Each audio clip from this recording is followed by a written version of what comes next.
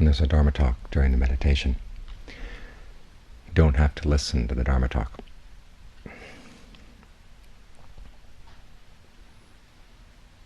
It's here to act as a fence. If your mind wanders away from the breath, you run into the talk, which is here to remind you to go back to the breath. Otherwise, let the talk stay in the background, like you let your thoughts stay in the background, trying to bring the breath up to the fore. Think of the breath as the energy filling the whole body, and open yourself up to the entire breath. The more you open yourself up to the breath, the less you have room for anything else in your awareness.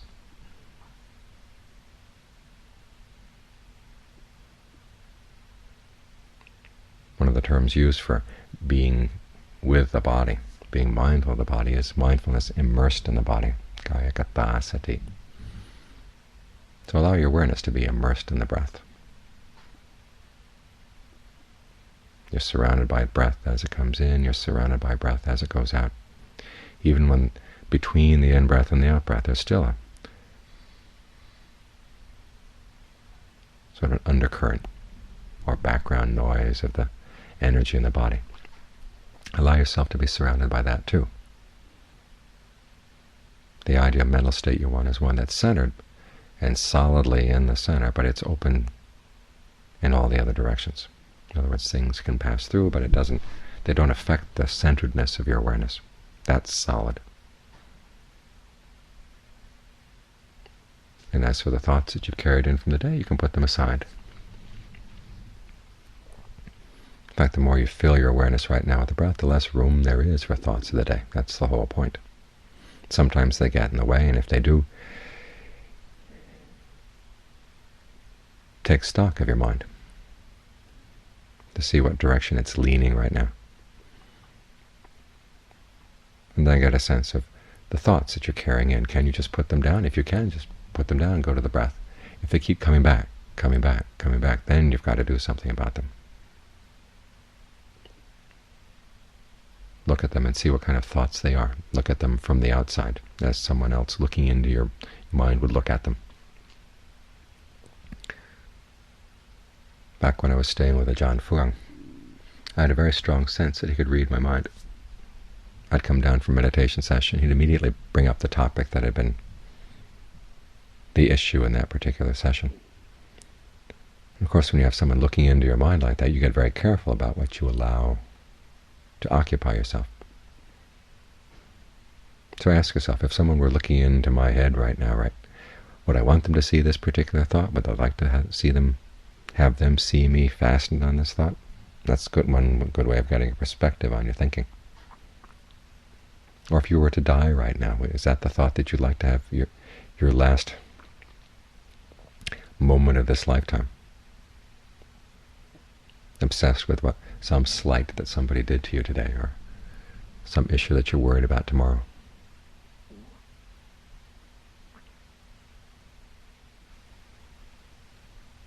In other words, step back from the thinking and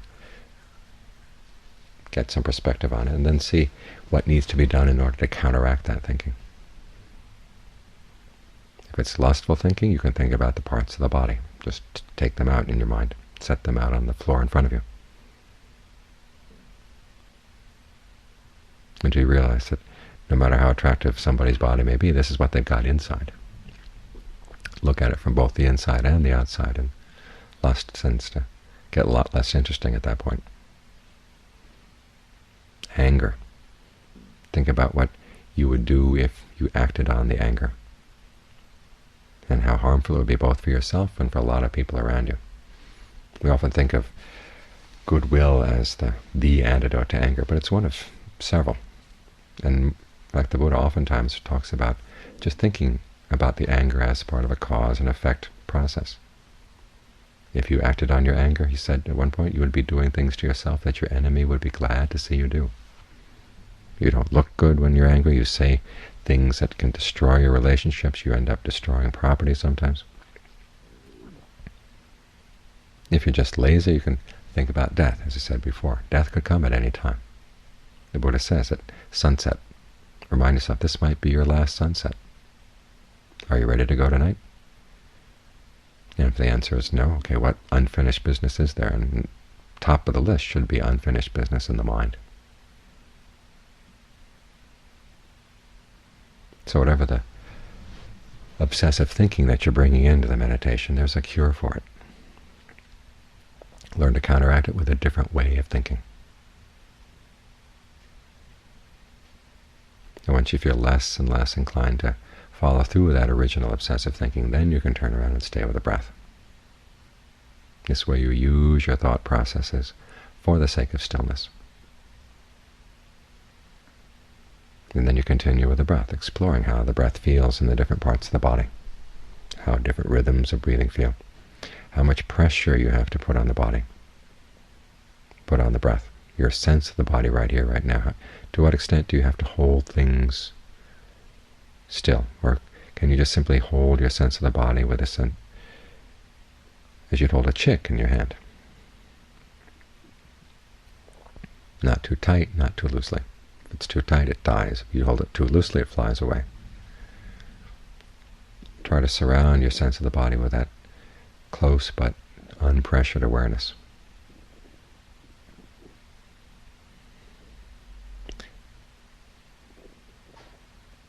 And it may take a while, but after a while, you find that you can get there. And then the trick is to stay there. Maintain that. This is where you run into a lot of interesting issues in the mind. People often think that you first do concentration, then when you really get good at concentration, then discernment comes. Well, a lot of discernment comes in the course of trying to keep the mind here in the present moment.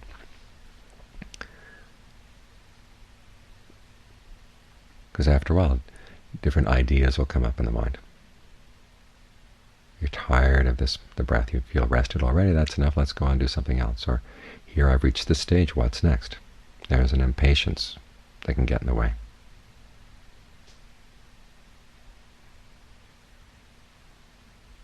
And you have to learn how to say no. Don't identify with the impatience. If there's boredom, don't identify with the boredom. Give yourself things to do to stay interested in the present moment. Ask questions about the breath until you feel even more inclined to settle down without having to think about things too much. Just really burrow into the present moment.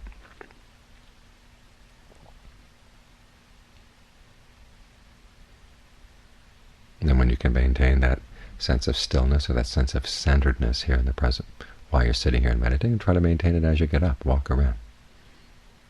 This becomes your measuring stick for you to see the movements of your mind.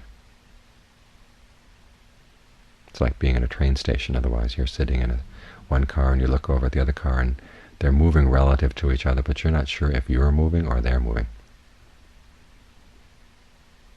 There's nothing that's definitely connected to the ground, that's not moving for sure, that you can measure your movement against. It's only if you see yourself suddenly going past a post or something do you realize, oh, you're in the car that's moving. It's the same with the mind. If we don't have a clear measuring stick like this, we can't see the movements of the mind. Everything is just part of the flow. But once you assign yourself the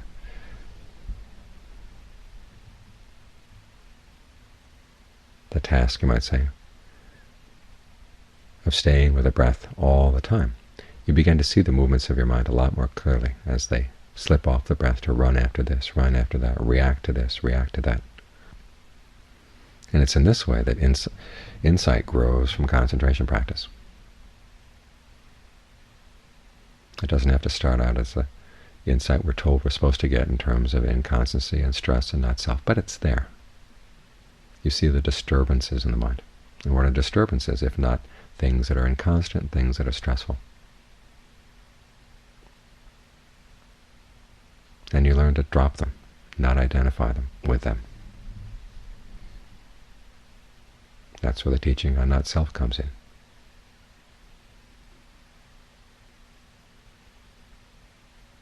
So even when you're not using those terms as part of your analysis, you can notice when the mind is getting distracted by something, when the mind is disturbed, when it's running out after something, there you are. There is your disturbance. There are the three characteristics right there.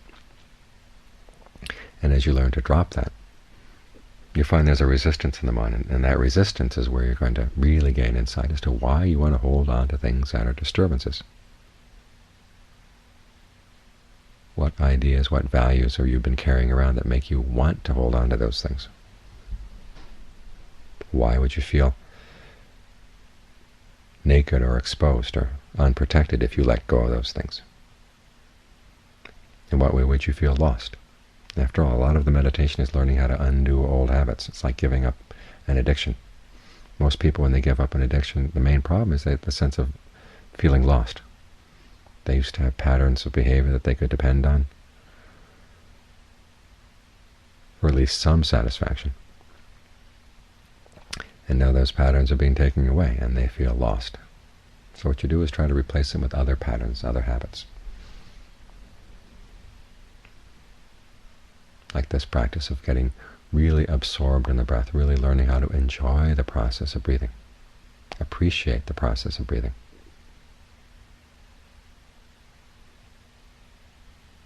Opening yourself up to what it has to offer.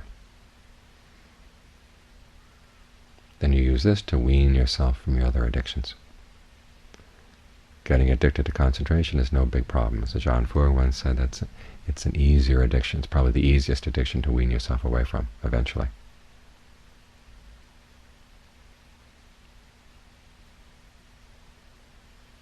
And of all the addictions we might have, it's the most harmless. So allow yourself to get addicted to breathing. Become a connoisseur of your breathing.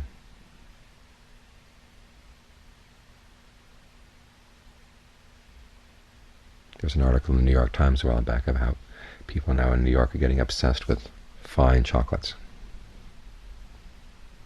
which is better than getting obsessed with wine and tobacco. But it's amazing how much energy people can put into learning how to become connoisseurs of something that ultimately is pretty empty. I mean, who cares where your cocoa beans come from, or whether they have fruity aromas or wood aromas, as the rappers say. When you look at our addictions out in the world, a lot of them are just like that. A lot of fuss and bother over something that's really pretty useless. But an addiction to the breathing process, after all, we have to breathe in order to stay alive. Learning how to breathe well isn't going to be important for the health of the mind and the health of the body. Right there you've got something that's really helpful. And as you find, it gets you more and more addicted to the sense of stillness. Some people say this is dangerous, that once you get that stillness you're going to want to run away. Well, we learn how to take the stillness and bring it back out into our lives. That's where we learn from it. So it's a good addiction to have. Learn to be a connoisseur of your breathing. Explore the possibilities. And in doing this, you'll learn an awful lot, not only about the breath, but also about the mind.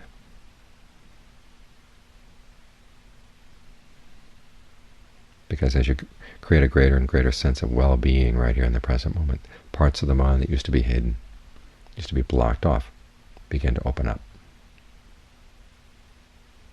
And these parts begin to open up in a way where you can handle whatever difficult issues they've got. So even though it's an addiction, it's a good one.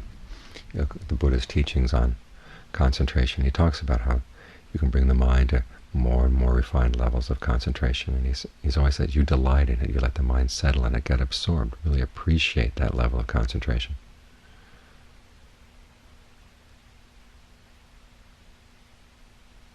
And only at the very end do you let go. But until you've gotten to that point, you want to hold on. Because if you don't hold on here, the mind's going to hold on to other things that are of less value, that are less helpful, of less substance in your life.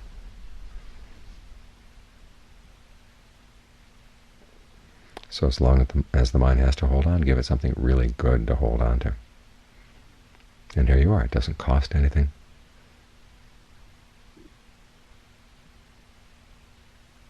It simply takes time and dedication, but those are things that you can put together from your own mind. You don't have to depend on anyone else. Even if they privatize water, privatize air, they're not going to be able to privatize your mind.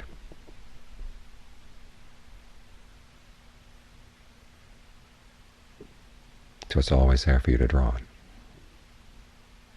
to apply to the meditation and get the results that only meditation can give.